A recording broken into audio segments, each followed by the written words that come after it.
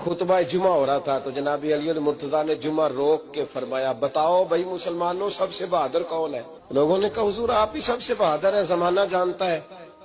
تو جناب علی رو پڑے، فرمانے لگے نہیں میں تمہیں بتاتا ہوں بہادر کون ہے۔ جناب کون ہے؟ فرمانے لگے ایک دن ایسا بھی آیا کہ مکے کے سارے سردار کٹھے ہو کے محبوب پاک پہ حملہ کرنے لگے، حضور کو گرا لیا۔ میٹھائی کھانا صرف سنت نہیں، پتھر کھانا بھی سنت ہے، صرف حلوہ کھانا سنت نہیں، پتھر کھانا بھی اس سنت کو بھی ادا کرنا۔ کہتے ہیں تھوڑے سے میٹھے چاول بھی کھا لو، کھانے کے ساتھ سنت ہے۔ میں نے کہا بھائی کبھی کبھی پتھر کھانا بھی سنت ہے، اس پر بھی توجہ کریں، اس کا بھی تھوڑا خیال فرمائیں۔ کہتے ہیں حضرت علی کفار مکہ نے نبی پاک صلی اللہ علیہ وسلم کو گرا لیا اور معاذ اللہ تشدد کرنے لگے۔ فرماتے ہیں کوئی زور زور سے پکار رہا تھا، میرے کانوں میں آواز آئی جب میں گھر میں تھا، کوئی زور زور سے پکار رہا تھا، اور وہ کیا کہہ رہا تھا؟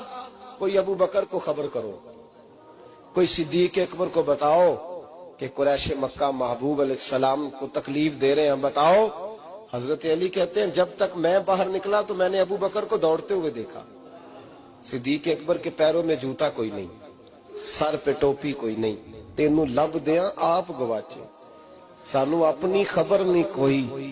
کہتے ہیں بھاگتے جا رہے ہیں، اور پھر جب صدیق اکبر پہنچے تو میں دوڑا آ رہا تھا اور منظر دیکھ بھی رہا تھا کہ ابو بکر صدیق نے ایک کافر کو ادھر پھینکا، دوسرے کو ادھر پھینکا، تیسرے کو ادھر، اور ساتھ ساتھ فرماتے جا رہے ہیں ظالموں اسے مارتے ہو جو تمہیں جنت کا راستہ دکھاتا ہے، ظالموں ان پر تشدد کرتے ہو جو تمہیں جہنم سے بچاتے ہیں، جو تمہیں اللہ کا قرب دیتے ہیں، جو تمہیں دنیا کی آزمائشوں سے بچانے آئے۔ کہتے ہیں جب جناب صدیق اکبر نے دیکھا کہ پیچھے نہیں ہٹ رہے، بڑا مشکل کام نہیں کسی کے حصے کی مار کھانا، دین کا نام لے کے اپنا قد اونچا کرنا بڑا آسان ہے، لیکن 4 اینٹیں اٹھا کے کسی مسجد میں لگانی پڑ جائیں تو لوگوں کی شان میں کمی آتی ہے معاذ اللہ۔ جناب ابو بکر صدیق رضی اللہ تعالیٰ عنہ حضور کے اوپر لیٹ گئے، اور مولا علی فرماتے ہیں نبی پاک کے حصے کی ساری مار ابو بکر صدیق نے کھائی، اور اتنی مار کھائی کہ بے ہوش ہو گئے۔ ان کے قبیلے کے لوگ آئے، اٹھایا، اور قبیلے کے ایک شخص نے کہا قریش مکہ یاد رکھنا اگر ابو بکر کو کچھ ہوا تو تمہیں بدلہ دینا پڑے گا۔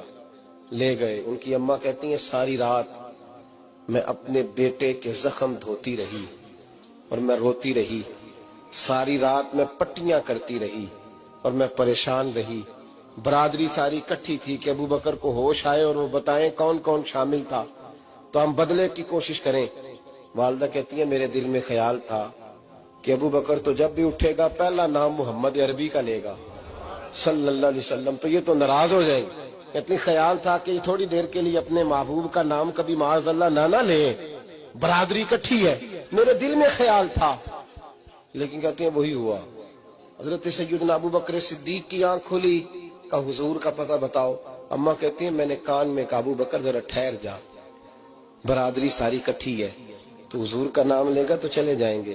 تو کہتے ہیں ابو بکر اٹھ کے بیٹھ گئے، کہنے لگے جس نے بیٹھنا ہے بیٹھے، جس نے جانا ہے جائے۔